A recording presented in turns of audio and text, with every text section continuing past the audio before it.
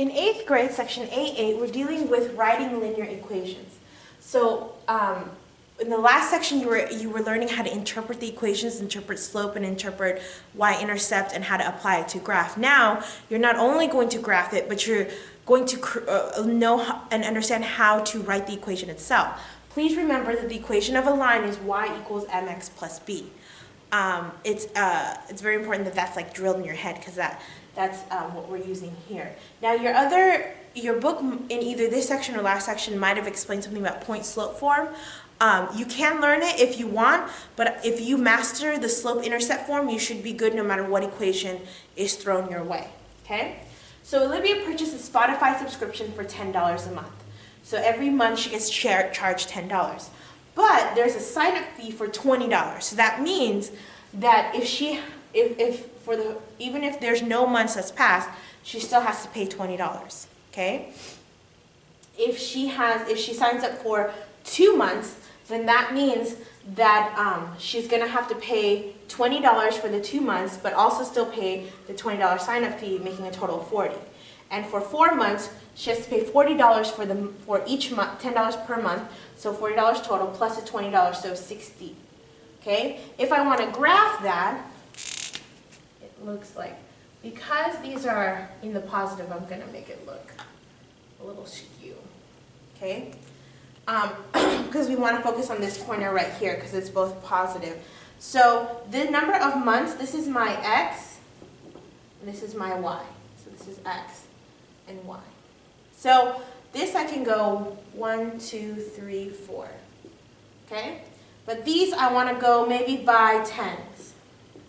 10, 20, 30, 40, 50, 60, 70. Okay? So I'm going to go 0 to 20 is my first. For 2 months, this is my months, and this is my money. For 2 months, I'm going to get 40. And for 4 months, 1, 2, 3, 4, I'm going to do 60. So this is my graph. Okay? So we graphed it. The next one is to find the slope and the y-intercept.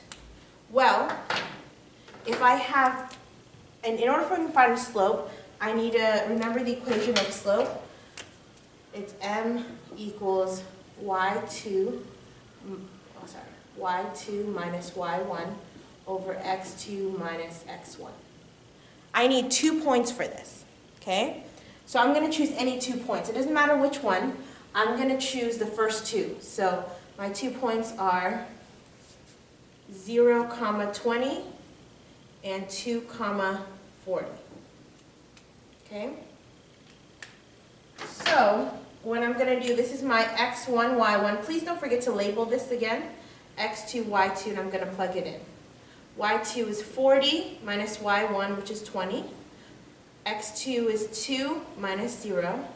So 40 minus 20 is 20 over 2, which gives me 10. Okay, so my slope is 10. My y-intercept is where it crosses the y-axis, right here.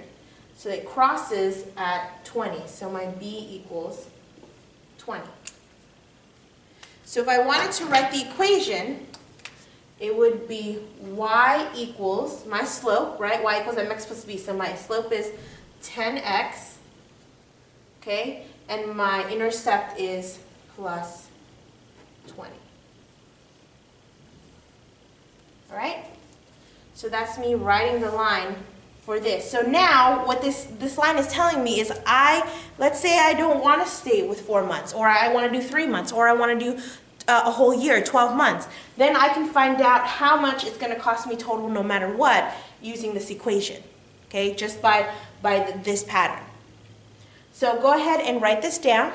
Pause it, write it down. I have one more, I have 2 more examples, one more board, but 2 more examples on on tools you'll need to find the equation of a line. And then we can can move on from there.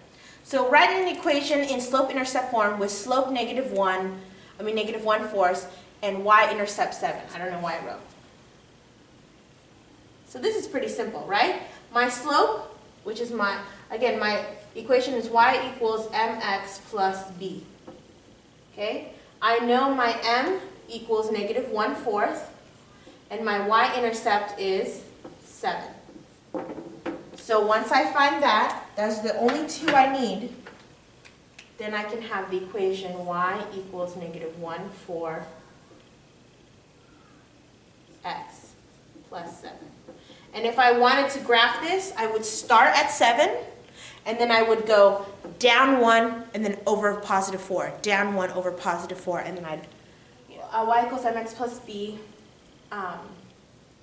we plug in our m, and we plug in our 7. So if you think that this is what's going to give it to you, they're not always going to spit you out m and b, and you just plug it in, because that's too easy. But what they will give you is just 2 points, and they're going to ask you, find the pattern between these points, find the line between these points. And so with that, m is easy, because you're used to finding m. It's between 2 points, I label x1, y1, x2, y2, and I'm going to plug in. M equals y2 minus y1 over x2 minus x1. So y2 is 3, and then y1 is 0, and then x2 is 6, and x1 is 7. So I have 3 over -1. Okay? So I have 3 over -1, which is the same thing as saying -3. So this is my m. That one I've got, right? But I still need to find my b. So here's the new information, because you spent a whole section finding m, but finding b is a little bit trickier, but once you get it, it shouldn't be too difficult. Here's my equation. Now I know I need to find b. I have m, and I can't solve for b because I have 3 variables, and I can only solve with a maximum of 1 missing variable. But I have 3. But I do know that on this pattern, these points lie on there.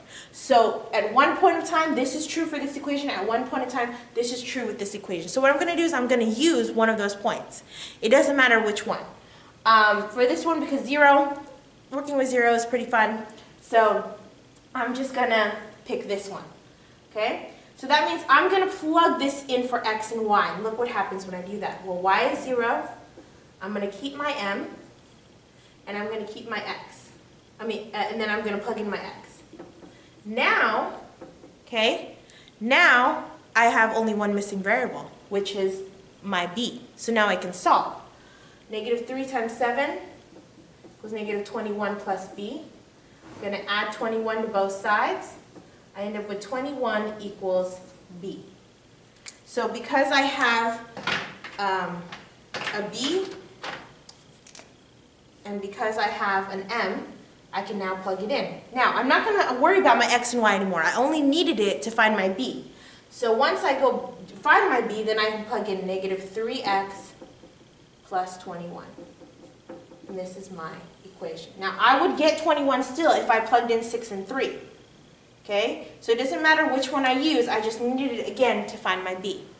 So, hopefully you understand this. Go ahead and write this down. Try page 450, number 10, and I will see you in class.